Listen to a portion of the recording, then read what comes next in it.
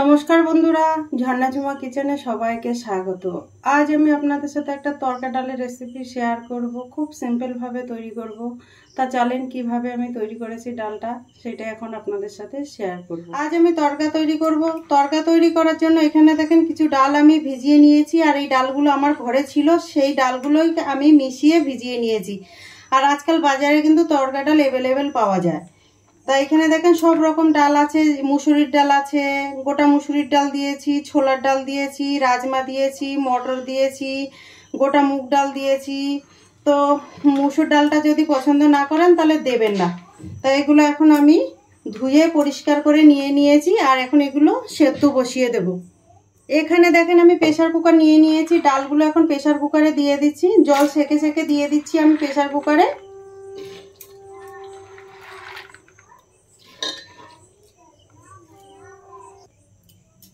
দেখেন দিয়ে দিলাম জল, 2 বাটি জল আমি দিয়ে দিয়েছি। টেস্ট হিসাবে আমি দিয়ে দিলাম নুন, দিয়ে দিলাম হলুদ গুঁড়ো। এখন আমি দেখেন প্রেসার কুকারের ঢাকনা লাগিয়ে দিচ্ছি, আর এখানে প্রেসার কুকারের ঢাকনা লাগিয়ে এটা গ্যাসে চাপিয়ে 3টে সিটি দিয়ে নেব আমি।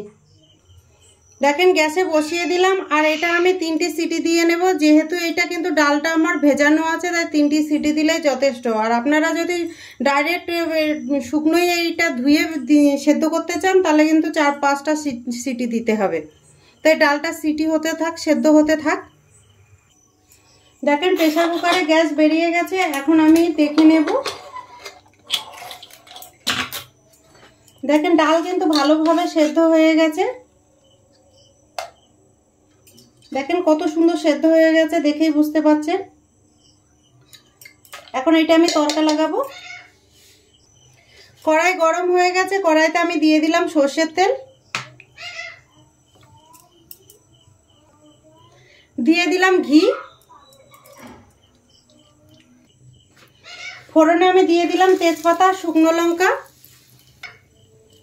আর দিয়ে দিলাম 5 ফোড়ন। 5 ফোড়নটা আমার ভালো লাগে বলে আমি 5 ফোড়ন দিয়েছি। আপনাদের জিরে পছন্দ হলে জিরেটা দেবেন। এখানে দেখেন আমি সব মশলাগুলো কেটে নিয়ে নিয়েছি। পেঁয়াজ, রসুন, আদা, কাঁচা লঙ্কা, ধনেপাতা আর টমেটো সব কুচি কুচি করে কেটে নিয়ে নিয়েছি। আর এখানে দেখেন মশলা ভালো করে ভাজা হয়ে গেছে। এখন ফোড়নে দিয়ে দিলাম আমি পেঁয়াজ, কুচনো পেঁয়াজ, দিয়ে দিলাম কুচনো রসুন, আর দিয়ে দিলাম কুচনো আদা, কাঁচা লঙ্কা। এখন এই মশলাগুলো একটু ভালোভাবে কষিয়ে নেব।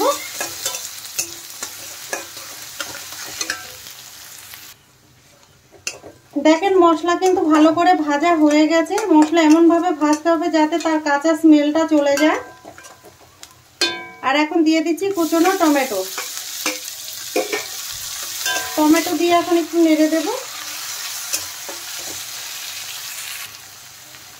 দিয়ে দিলাম হলুদ গুঁড়ো, লঙ্কা গুঁড়ো, ঝালটা আপনাদের পছন্দ মতো দেবেন, ধনে গুঁড়ো, দিয়ে দিলাম জিরে গুঁড়ো। সামান্য জল দিয়ে দিলাম, নাহলে গুঁড়ো মশলাগুলো জ্বলে যাবে।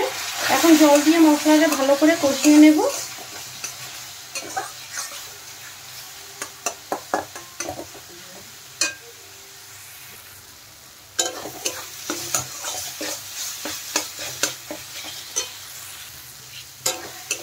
দেখেন মশলা কিন্তু ভালোভাবে কষানো হয়ে গেছে। এখন আমি সেদ্ধ করা ডাল দিয়ে দেব।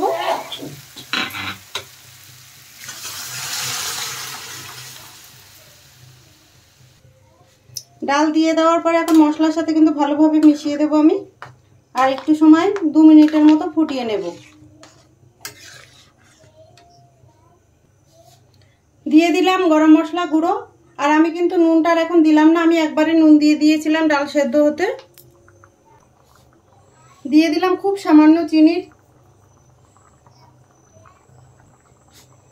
এখন আমি নেড়ে চেড়ে মশলা ভালো করে মিশিয়ে দেব।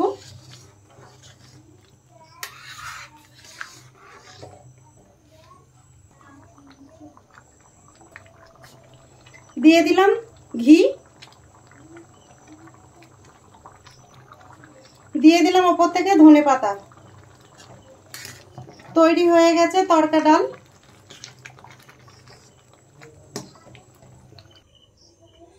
এখন আমি দেখেন বাটিতে নিয়ে নিচ্ছি।